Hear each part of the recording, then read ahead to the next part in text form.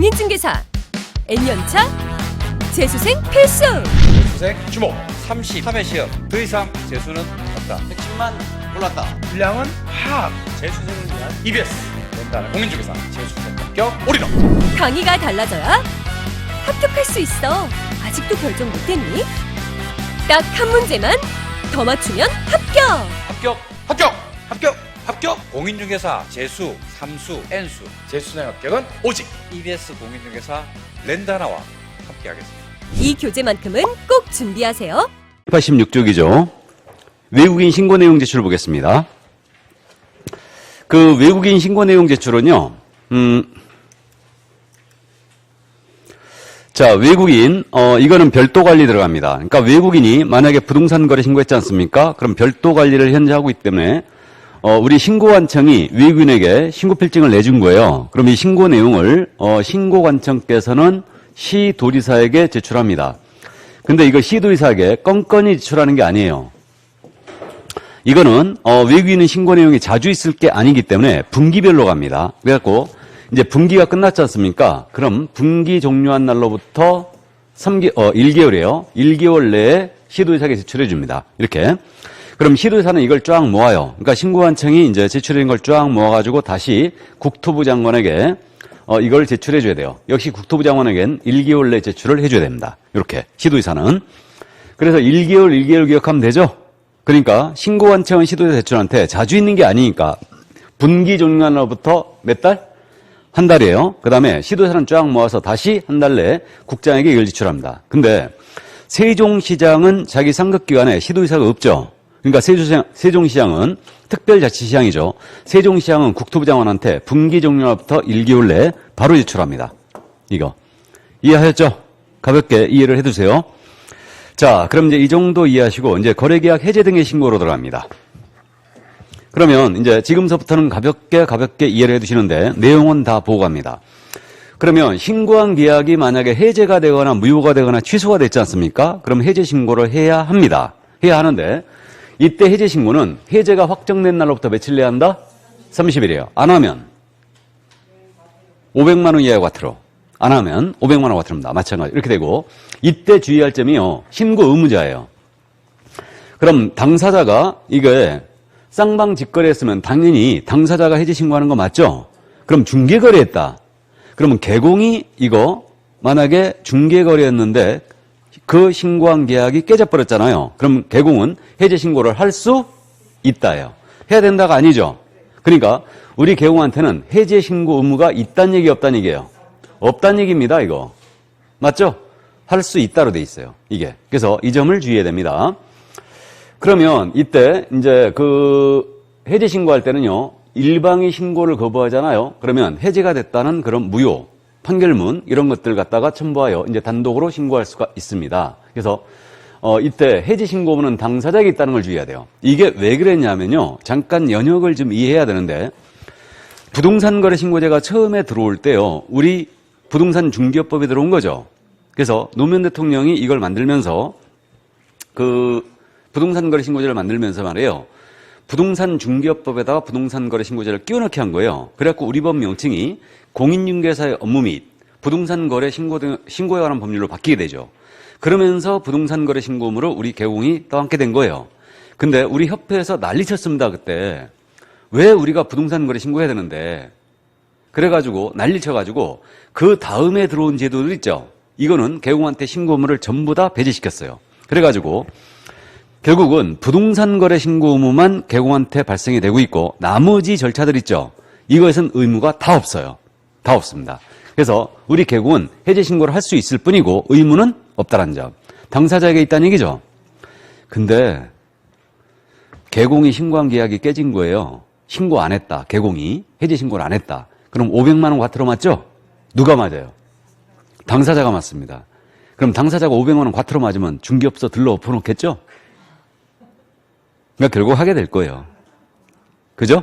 당사자에게 있어요. 그 점을 주의해 주시고 일단 자 그럼 이제 해제 신고 들어갔습니다. 들어가면 해제 확인서를 지첩시 발급하게 돼 있어요. 해제 확인서를. 그래서 이제 이 정도. 약간 이제 해제 신고 의무가 원래 없었거든요. 그러니까 해제 신고 할 수 있다로 돼 있었는데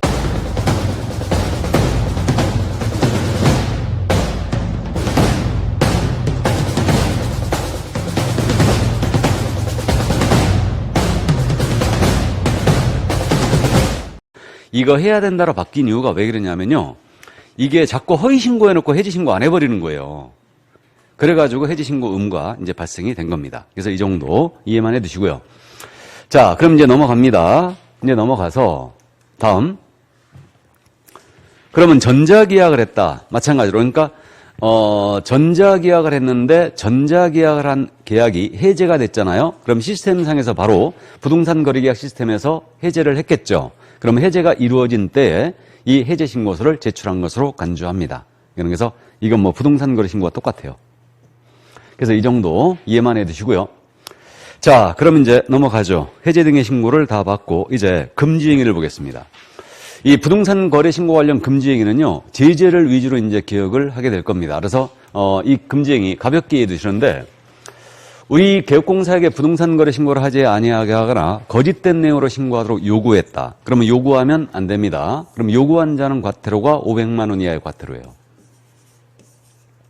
이렇게 되고, 거짓 신고할 것을 요구했다. 그럼 500만 원 과태료고, 그다음에 신고 대상 계약을 체결한 후에 신고 의무자가 아닌 자가 부동산 거래 신고를 거짓으로 했어요. 그러면 신고 의무자가 아닌 자가 거짓 신고했다. 그러면 아닌 자일지라도 거짓 신고해버리면 이때는 취득가액의 5% 이하의 과태료예요. 이거 5% 이하의 과태료입니다. 그럼 신고 의무자가 이거 거짓 신고할 이유가 있느냐? 신고 의무자가 아닌 자가 부동산 거래 신고 거짓으로 할 이유가 있느냐? 이것 때문에 그런 거예요. 이걸 운영을 해봤더니 어떤 문제가 생겼냐면요. 이 갑을 간의 거래를 우리 개공 A가 소개했거든요. 갑이 와서 그랬죠. 이거 우리가 다운하기로 합의했다. 그래서 실제 거래가 10억이었는데 9억에 쓰기로 둘이 합의했다. 이거. 그러니까 다운 계약서를 써달랍니다. 그러니까 실무적으로 개공이 어떻게 하냐면요. 그러면 내가 계약서를 써드리는데 대신 도장을 안 찍겠습니다. 그래요. 그럼 실질은 중개거래인데 지금 형식은 당사자 직거래 됐죠. 그러면 신고 의무자가 아닌 자가 9억에 신고 들어가는 거예요, 지금. 이걸 처벌할 길이 없었죠. 그래가지고 결국은 이 규정이 들어온 거예요. 신고 의무자가 아닌 자가 거짓 신고했죠. 그럼 이것도 마찬가지로 거짓 신고해버리면 5% 이하의 과태료거든요. 그래가지고 금지행위에 이게 들어온 거예요. 이해됐어요? 이 정도 이해되시고. 자, 그 다음에 이제 부동산 거래 신고를 거짓으로 하고 이제 또는 해제 등의 신고를 거짓으로 하도록 조장하거나 방조했다. 그럼 역시 이건 조장, 방조도 500만 원 이하의 과태료예요. 조장은 부추긴다는 얘기고 방조는 모른 척하는 행위다, 도와주는 행위다? 도와주는 행위죠. 그래서 역시 500만 원 과태료예요. 그 다음에 이제 이게 재작년에 신설된 건데 신고 대상 계약을 체결하지 않았음에도 불구하고 거짓으로 부동산 거래 신고를 했어요. 이게 가장 계약 신고죠. 이게. 그러니까 이게 왜 들어왔는지 짐작되시죠? 예를 들어서 이 아파트 단지 현재 32평형이 실거래가가 10억인데 이걸 15억으로 끌어올려야 되겠어요. 그래갖고 아파트 대표자가 와갖고 그러는 겁니다. 야, 내가 물건하고 매도인 매수인 인적사항 줄 테니까 신고해달라 하는 거예요. 이거를. 그래가지고 신고 대상 계약이 체결되지 않았음에도 불구하고 부동산 거래 신고를 거짓으로 하는 겁니다. 이게 가장 계약 신고죠. 시세를 건드리고 있죠. 그러니까 이거는 가장 계약 신고는 3천만 원 이하의 과태료예요. 이거는. 그 다음은 거꾸로 이제 이렇게 할 수 있죠. 또 부동산 거래 신고를 한 후에 해당 계약이 해제 등이 되지 않았음에도 불구하고 해제 신고를 해버리는 거예요. 이걸 가장 해제 신고라고 그러죠. 그럼 이거는 이거의 거꾸로죠. 이거는 이제 15억으로 끌어올렸잖아 지금. 그럼 15억으로 끌어올려야 되는데 현재 부동산 거래 신고가 실제로 10억에 돼 있는 거예요 지금. 그럼 이걸 삭제해야 되죠. 근데 이 계약이 해제가 안 됐음에도 불구하고 해제 신고 해버리는 거예요. 그럼 이게 가장 해제 신고죠. 그럼 이것도 과태료가 얼마겠어요? 역시 3천만 원 이하 과태료예요. 자, 감 잡았어요? 그럼 여기서 이제 따져볼까요? 제재. 여기서 미리 한번 기억하고 가죠. 처음부터 부동산 거래 신고 안 해버렸어요. 안 했다. 과태료 얼마? 500만 원. 했는데 거짓 신고했어요. 허위 신고했습니다. 그럼 얼마? 5%. 취득가의 5%. 했는데 거짓 신고했다. 이건 신고 의무자든 신고 의무자가 아닌 자든 허위 신고하면 거짓 신고하면 뭐라고요? 5% 이하. 감 잡았어요? 그 다음에 가장계약 신고, 해제가 안 됐음을 알고 해제 신고했거나 부동산 거래 신고 대상 계약이 체결되지 않았음을 알고 가장계약 신고했어요. 이때는 얼마? 3천만 원이에요. 그러면 이제 그 정도 제재를 일단 기억을 해두시고요. 요구조장 방조예요. 요구조장 방조도 얼마? 500만 원 이하 과태료예요. 맞습니까? 그럼 이렇게 되네요. 만약에 쌍방 이렇게 중개거래였는데 개공이 소개했습니다. 내가 조금 대가를 드릴 테니까 이거 9억에 씁시다 하고 요구했어요. 그럼 요구한 자 얼마? 500과. 500만 원가 들어죠? 근데 이 요구를 받아들여갖고 개공이 실제 거래가 10억이었는데 9억에 쓰기로 써준 거예요. 9억에. 그래갖고 9억에 신고 들어갔습니다. 거짓 신고했다는 얘기죠?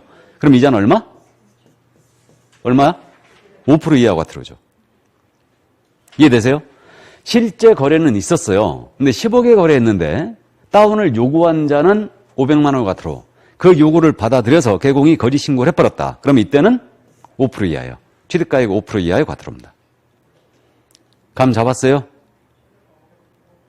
아, 이해가 안 돼요?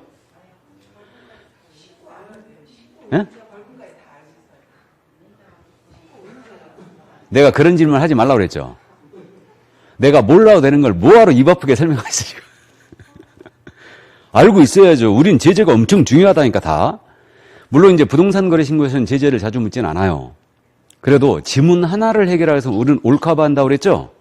올카바 해야 돼. 그러니까 우리가 60점 과목이라면 이거 안 한다니까 나는 그게 부담이라니까요. 80점 이상을 득점해야 되는 목표가 있기 때문에 우리는 나는 그게 부담이라니까요. 그러니까 올카바 해야 돼요. 아, 제재 쉬워요. 그냥 감 잡으세요. 신고 처음부터 안 해보면 얼마라고요? 500. 했는데 거짓 신고하면 5%. 취득가액 5% 이하의 과태료. 맞죠? 거짓 신고한 것을 요구했다. 요구한 자 500이죠? 그 요구를 받아들였어요. 그래서 거짓 신고했다. 취득가 5%. 이해되시죠?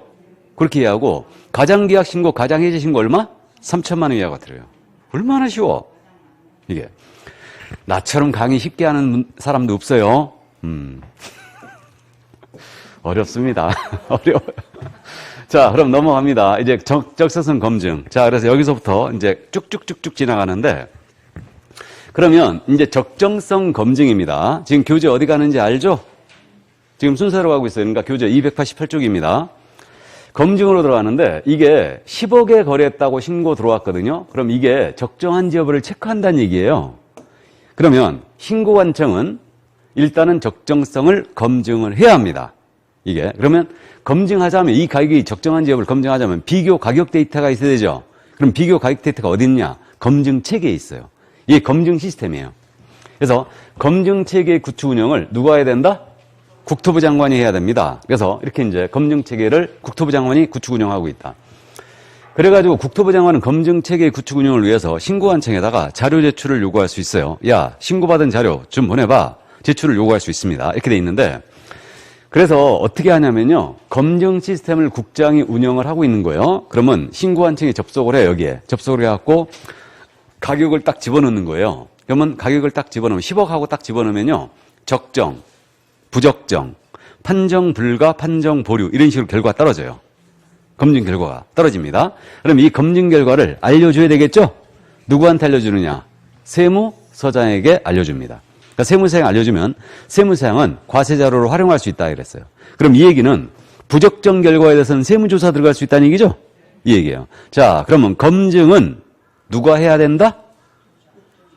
검증을 누가 해야 된다고요? 아, 신고관청이. 신고를 받은 신고관청이 해야 될 거 아니에요? 검증 시스템은 누가 운영한다고요? 국장이. 구분하세요. 얼마나 쉬워. 자, 그래서 그렇게 하시면 되고요. 자, 그 다음에 이제 넘어갑니다.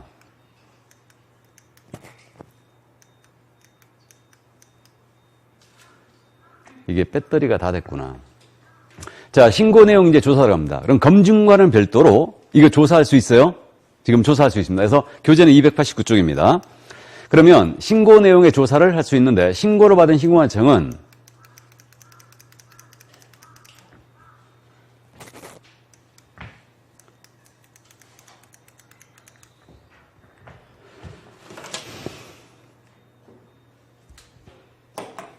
신고를 받은 신고관청은 일단은 그 신고 내용을 보완하게 하거나 계약서 제출 요구할 수 있어요. 다음에 거래대금 지급 증명자료 제출을 요구할 수도 있습니다. 그래서 이렇게 보완을 요구할 수 있습니다. 신고관청이.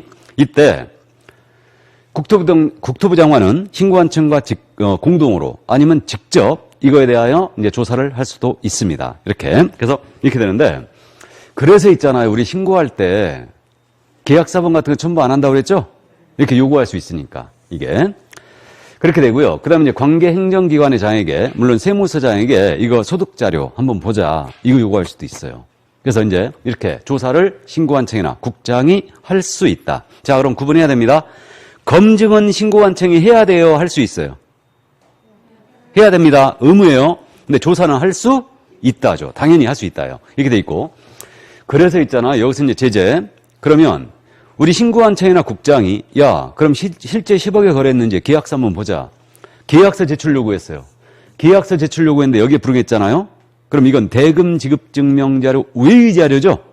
그럼 대금 지급 증명자료 외의 자료 계약서 등을 요구했는데 불응했다. 그럼 이때는 500만 원과 들어요.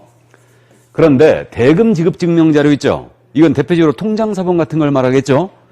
진짜로 10억이 거래했는지 통장사본 한번 보자. 거래 내역 보자. 그래갖고 대금 지급 증명자료 제출 요구했는데 불응했잖아요. 그럼 이때는 3천만 원 이하의 과태료예요. 잡으려고 작정한 거죠, 지금. 그럼 제재 정리 다 됐습니다. 자, 이렇게 기억하면 돼요. 거짓 신고했다. 과태료 얼마? 5% 이하. 거짓 신고.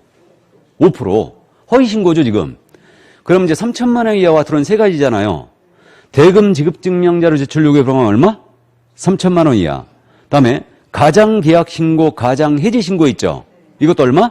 3천만 원이면 나머지는 500, 다 500. 안 했거나 대금 외 자료 제출 요구에 불응했거나 거짓 신고할 것을 요구했거나 조장했거나 방조했거나 이게 안자요예요. 자냐? 안자요.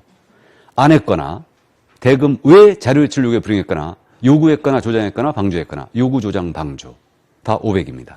감 잡았어요? 아, 지금 바로 기억하세요, 이거. 거짓 신고 얼마? 5%. 가장 계약 신고, 가장 해제 신고, 대금 자료 제출 요구 불응. 3천만 원 이하. 나머지 500. 됐지요? 이렇게.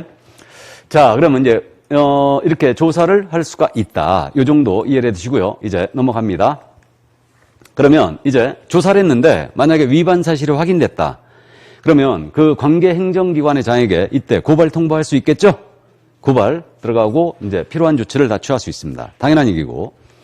그 다음에 이제 조사 결과에 대해서 보고해야 돼요. 조사 결과 보고하는데 우리 신고관청이 조사 결과를 시도지사에게 보고합니다. 그러면 신고관청은 조사 결과에 대해서 시도지사에게 보고해요.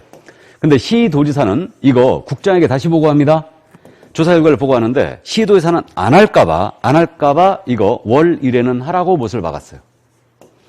그래갖고 제가 농담식으로 말씀드리지만 우리 오세훈 시장한테 국토부 장관이 지시했어요. 야, 너 한 달에 한 번씩 나한테 보고해. 그러면 오세훈 시장 뭐라고 하겠어요? 네가 뭔데 나한테 보고하라냐. 그러겠죠? 그러니까 시도지사는 안 할까봐 국토부 장관한테 월 1회는 하라고 못을 박아놓은 거예요. 근데 신고관청이 시도지사한테 보고하는 것은 기한이 없어요. 없습니다. 그래서 일단 요거 조사 결과 보고 이렇게 이해하시면 돼요. 이게. 자, 그러면 여기까지 이해를 해 두시고요. 이제 이게 바로 조사였습니다. 넘어갑니다. 그럼 정정 신청입니다. 이 부분을 어려워해요. 그러면 이제 그 지난 순환 때 지금 우리가 줄기를 잡았는데 여러분들이 공시법 시간에 경정등기, 변경등기를 공부한다고 그랬죠? 그럼 경정등기는 등기와 실제가 잘못됐을 때죠? 잘못됐을 때 할 수 있는 게 뭐다? 정정신청이에요. 이게. 그럼 신고한 내용이 잘못됐을 때 정정을 신청해야 된다 할 수 있다? 할 수 있다예요. 이게 꼭 해야 될 것처럼 보이는데 정정 신청할 수 있다요. 그럼 어떤 사항을 정정할 수 있느냐? 일단 이거는 어떻게 감을 잡냐면 지금 정정 신청할 수 있는 사항이 교재 어떻게 되냐면 거래당사의 주소, 전화번호, 휴대전화번호, 거래지분 비율 이거 잘못되면 정정할 수 있죠. 있다고 돼 있죠. 나아가 건축물의 종류, 부동산 등 이것의 지목, 면적, 거래 지분, 대지권의 비율 잘못돼 있다. 정정할 수 있고 개공의 전화번호라든가 상호라든가 사무소 수주가 잘못돼 있다. 정정할 수 있어요. 이게. 그런데 이거를 기억하기가 쉽지 않잖아요, 지금. 그러니까 주로 이제 경미한 사항에 대해서만 정정이 되거든요. 그래서 우리는 거꾸로 기억하자 이거예요. 거꾸로. 그래갖고 그 박스 바로 밑에 뭐라고 써 있냐면 그 동그라미 2번이죠, 지금. 291조. 위에 나열된 사항이 아닌 계약일, 실제 거래금액, 매도 매수인의 개업공사의 성명, 주민번호, 부동산의 소재지 등은 정정 신청을 할 수 없는 것으로 해석된다. 이랬죠, 지금? 찾았어요? 이거 우리 거꾸로 기억하자고요. 거꾸로 기억하는 게 쉬워요. 정정 안 되는 걸로. 이걸 어떻게 기억하냐면요. 이렇게 기억하면 돼요. 부동산 거래 신고의 핵심이 뭐예요? 네 가지라고 그랬죠? 누가 어떤 부동산을 언제, 얼마에 거래했냐. 이게 핵심이라고 그랬잖아요, 지금. 그러면 보세요. 매도 매수인의 성명 주민번호입니다. 이거 누가죠? 매도 매수인의 성명 주민번호는 정정이 안 됩니다. 당사자가 바뀌는 거예요, 이거는. 맞죠? EBS를 영어로 어떻게 쓰지? 손으로 EBS 쓸 수 있나? E. 어떻게? E. 그럼 힙하게 해야지. 어떻게 하지?